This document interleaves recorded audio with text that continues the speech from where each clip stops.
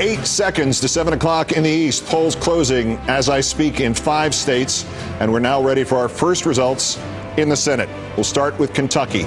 The Senate there, the race can be projected from the 7 p.m. poll closing. NBC News projects that Rand Paul, the ophthalmologist from Kentucky, is the projected winner for the Senate to replace the retiring Jim Bunning. In Indiana, Congressman Brad Ellsworth, the Blue Dog, losing to Dan Coates, the projected winner. By NBC News, the former senator back in the saddle again in Indiana. No surprise in South Carolina, Jim DeMint is your projected winner. By NBC News over Alvin Green, who was still running. In Vermont, no surprise there. As expected, the veteran Pat Leahy holds on to his seat in a state that went 68-31 for Obama last time, solid D remaining.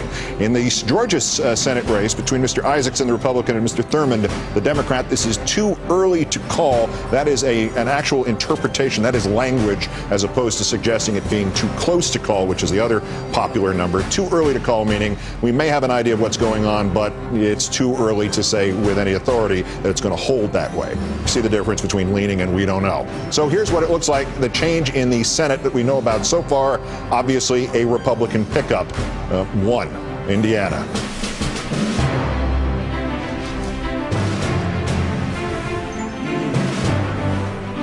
Indeed, the 7:30 Eastern Time poll closings, as represented by the wonderful map of North Carolina, Ohio, and West Virginia, 5 seconds hence. And we have some information, at least, if not necessarily calls, from the 3 key races there in the Senate in each of them. And starting in West Virginia, it is too early to call between Governor Joe Manchin and the Republican and Tea Party candidate John Racy. We are, again, too early to call. Ohio, not the case. To replace the retiring Senator Voinovich, NBC News projects Rob Portman, the former Bush budget director, will in fact take that seat and retain it for the Republicans. The North Carolina Senate race, Mr. Burr seeking another term in office there. This one is also too early to call, but Mr. Burr leads in that case. And from 7 o'clock still considered too early to close. At the 7 o'clock, too early to call, rather, from the 7 o'clock close between Senator Isaacson and the Democratic challenger Michael Thurmond.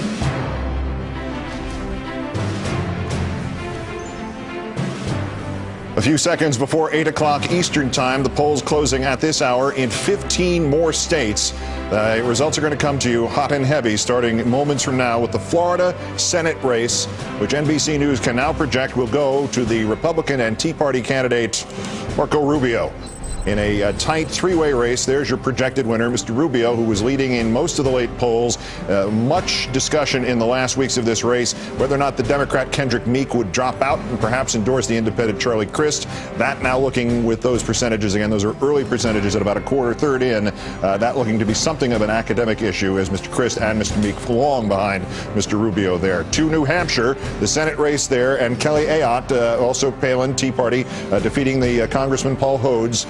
In our NBC projections, that's New Hampshire. Delaware in a very prominent, but perhaps not a very close race. We don't have the hard numbers on it yet.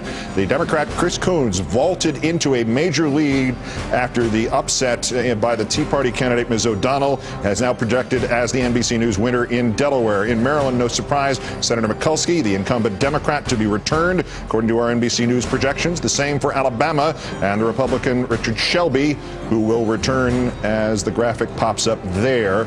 He is our projected winner in Alabama. In Oklahoma, again, also no surprise, as the Republican Dr. Tom Coburn will return to the Oklahoma Senate seat that he has held previously. Pennsylvania, too close to call at this hour. Not too early, but too close between Representative Sestak and Mr. Toomey in what has been a hammer and tongs race all along for a year. Illinois, too close to call as well in the Senate race between Mr. Janulius and Mark Kirk. Missouri, a different consideration. Too early to call, meaning we simply have not enough information between Mr. Carnahan and Mr. Blunt. Connecticut is too early to call, but this caveat, we can tell you that the Democrat The Attorney General of the state, Mr. Blumenthal, is leading in that race, but it is too early to call it over the businesswoman Linda McMahon. West Virginia, too early to call. No characterization of that one other than Mr. Manchin is ahead, and as you see, with less than 2% in, he's ahead statistically as well. North Carolina, too early to call between the incumbent Senator Burr and Ms. Marshall. And in Georgia, that one is also still too early to call, although the incumbent Senator Isaacson has a big lead with 3% or so in. We can call North Carolina, again, no surprise there, as Senator Richard Burr, the Republican, retains that seat in North Carolina over the Secretary of State, Elaine Marshall. And the actual hard count, a 55-44 split with more than one-third of that vote in. North Carolina, Senator Burr to be Senator-elect. The Attorney General of Connecticut, Dick Blumenthal, the Democrat, is our NBC News projected winner for the Senate from Connecticut in a, again, you're talking about a lot of money going into that. That was against the wrestling promoter Linda McMahon in a campaign that everyone in the metropolitan New York area knew how much money was spent on it, because every commercial break, including on the non-commercial stations, they bought time on those. And the early number, less than 1 to 2%, it's 60-39. What our projection is, Mr. Blumenthal will take that seat and retain it for the retiring Chris Dodd.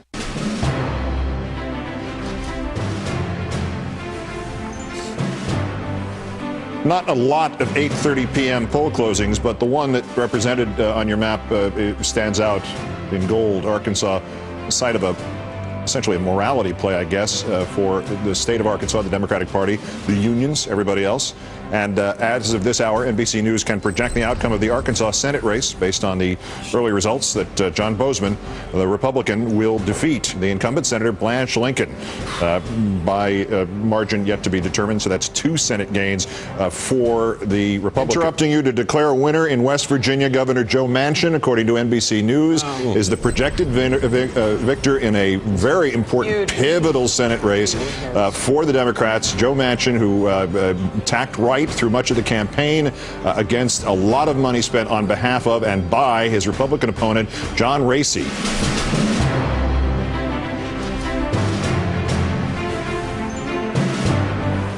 At approximately 9 p.m. in the East, polls closed in 13 more states on this midterm 2010. NBC News can now project that the Republicans have won control of the House of Representatives. The NBC News decision desk projecting that when all the votes are counted nationwide, Republicans will hold 236 seats. The Democrats will hold 199 seats in the new House of Representatives. Senate first, the victory there again here for the North Dakota Republican John Hoeven. So that then brings us into the House. Some expected results.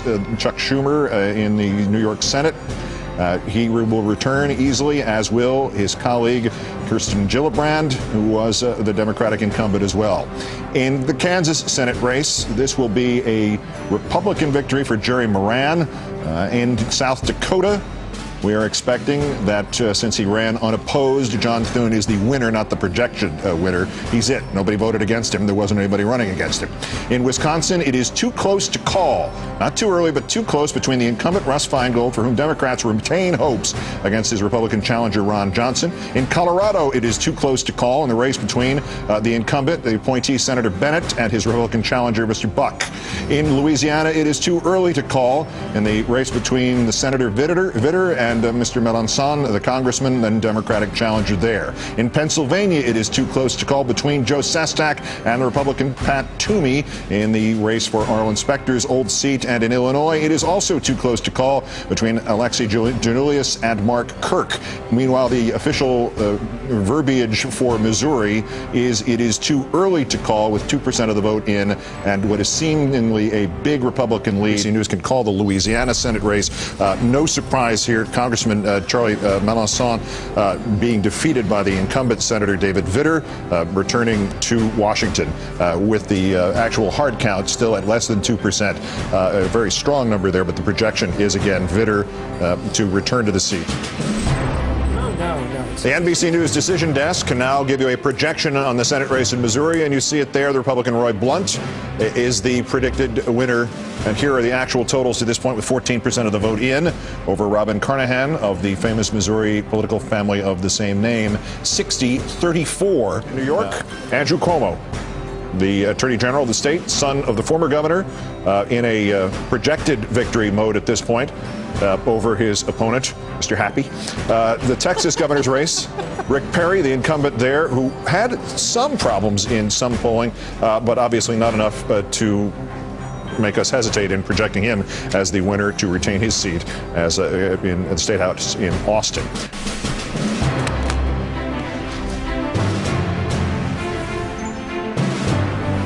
At 10 p.m. in the East, polls closed in 6 more states. Let's get our results. First, in the Senate, NBC News can now project, in no surprise, in Arizona, the return of Senator John McCain to the United States Senate. His toughest battle, obviously, was in the primary against Mr. Hayworth, so that's our projection in Arizona. The decision desk says in Iowa, survey says, Chuck Grassley will return. No surprise there either. Now, the earliest details out of Nevada, it's not going to please you. It's too early to call. It could be too early to call several hours or perhaps days from now. And the same for Utah, where there is a similar, although smaller scale race to the one in Nevada with Mike Lee. Ed Rendell of Pennsylvania, term limited in the seat, the race to succeed him. The NBC News projection is that the Republican Tom Corbett will pick the seat up for the Republican Party over Dan Honorato. We have a result from Wisconsin to project for you in the Senate race there between one of the lions of the Senate, Russ Feingold, and his Republican challenger, Ron Johnson. It has been tight all evening, but NBC News is now projecting that in this race, the incumbent, Russ Feingold, will fall to Republican challenger Ron Johnson, and the vote at nearly 30% in is a 15-point margin for the Republican Ron Johnson.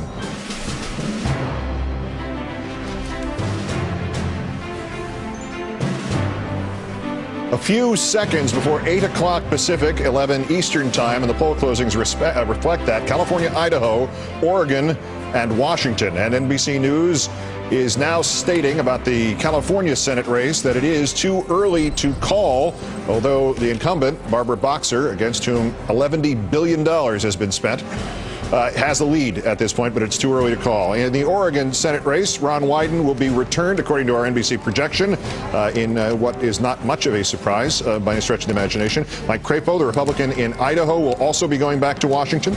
That one already called by NBC News. And in Washington State, too early to call in Patty Murray's race for re-election against Dino Rossi, and no lead announced to that point, at least by our result, to report to you from the California Senate race, where NBC News' decision desk, Dr. Freud, predicts the outcome of this race and forecasts it for Barbara Boxer, the incumbent in the really a lot of money was spent on this campaign for the Senate seat in California that has been hers and is hers once again.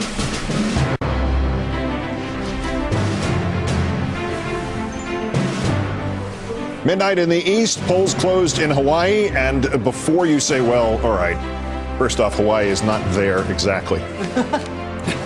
Also, it's much bigger tonight in terms of the Democrats and the Senate, because let's look at our NBC News projection for the state of Hawaii, which has existed since 1959, and this man has represented it in the Senate since 1962 and will continue to do so. The World War II veteran, Daniel Inouye. The Republicans, let's do that right now. The Senate in Illinois, it was trending into 90 and plus percent in terms of the vote on the board, and now NBC News can project Mark Kirk, the Republican, has defeated his young Democratic challenger, Alexei Janulius.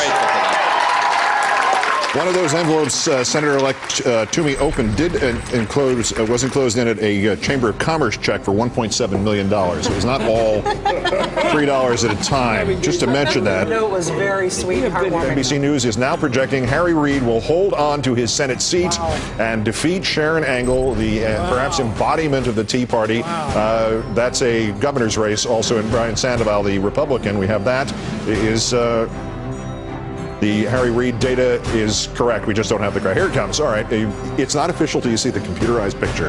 And there he is, smiling officially. The incumbent Harry Reid, after one of the great, epic, and crazy senatorial races of our time.